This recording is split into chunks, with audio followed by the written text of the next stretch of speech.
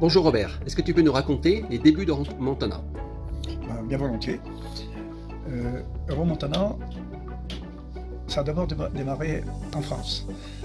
Parce que à l'époque, j'étais responsable syndical agricole au sein de la FNSEA. Et on était désolé de voir la dégradation rapide qui se produisait dans toutes les régions de montagne. Un exode massif, notamment des agriculteurs. Puis le début des incendies dans le Midi parce que l'herbe n'était pas pâturée. Donc il fallait absolument faire quelque chose. Alors on a essayé de réfléchir aux solutions possibles. On a fait des propositions au gouvernement français qui a pris effectivement quelques mesures de soutien, notamment de soutien à l'élevage, les subventions bâtiments d'élevage, etc. Et puis une mesure globale pour compenser les handicaps des régions de montagne. Donc ça, c'était en 1974. Il y a quelques-unes de ces mesures qui ont été reprises au niveau européen et appliquées en 1976. Voilà, donc c'était le début d'une politique montagne, mais c'était vraiment des mesures ponctuelles, ce n'était pas vraiment une politique de la montagne. Et il y avait bien au niveau européen, dans le cadre de la Confédération européenne de l'agriculture, un groupe montagne, mais c'était un simple groupe de travail qui n'avait pas d'existence juridique et qui se réunissait tous les 2 ans pour réfléchir aux problèmes de la montagne. C'était pas du tout un groupe de pression, hein, bien qu'il n'y avait absolument aucune politique en faveur de la montagne prise en Europe. Le dernier président de ce groupe montagne, c'était Jörg Wieder, un Suisse, qui dirigeait l'organisation suisse des régions de montagne, qui a démissionné parce que justement il souhaitait qu'il y ait une politique beaucoup plus suivie, mais le groupe en question n'avait pas les moyens de faire cela. Donc nous sommes réunis un certain nombre des membres de ce groupe à Rome au mois de mars 1994, au siège de la Confédération européenne de l'agriculture à Rome. Et nous avons décidé de tenter de donner une existence juridique à ce groupe, de façon à ce que la montagne soit officiellement représentée auprès de la Commission européenne. Donc, moi j'étais chargé un peu d'élaborer des statuts, de contacter les différents pays qui pourraient participer et les différentes organisations. Alors on a fait ça au cours de l'année 1974, début de l'année 75. 94 95. et 95.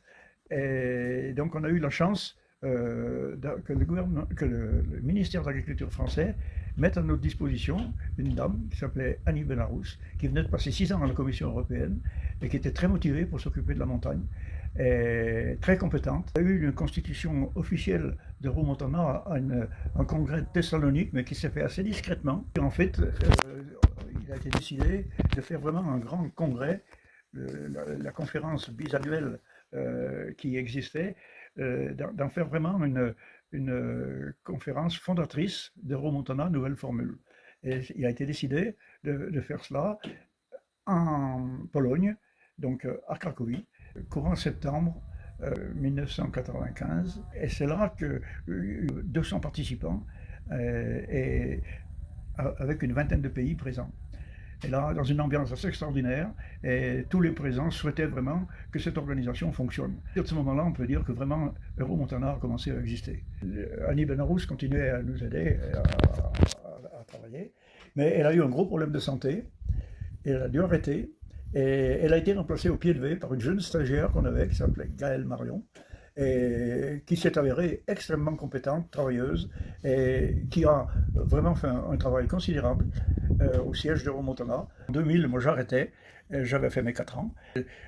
À l'époque, Frank Gaskell, un Écossais, qui m'a remplacé à la présidence. Au départ, c'était très agricole l'organisation, mais on voulait en faire une organisation multisectorielle. C'était très important que les autres activités soient partie prenante. Et donc, toutes ces organisations donc ont participé à la création d'Euromontana et on travaillait ensemble pour élaborer une véritable politique européenne de la montagne. Et là, les différentes équipes qui se sont succédées ensuite, depuis l'an 2000, ont fait un travail assez formidable, qui ont fait en sorte qu'Euromontana est devenue maintenant une organisation reconnue au niveau européen, que ce soit au niveau de la Commission et des diverses instances européennes. Et bon, moi j'avoue que je suis assez satisfait de voir comment les choses ont évolué. et que je pense que Euromontana aura joué un rôle essentiel dans la défense des régions de montagne européennes.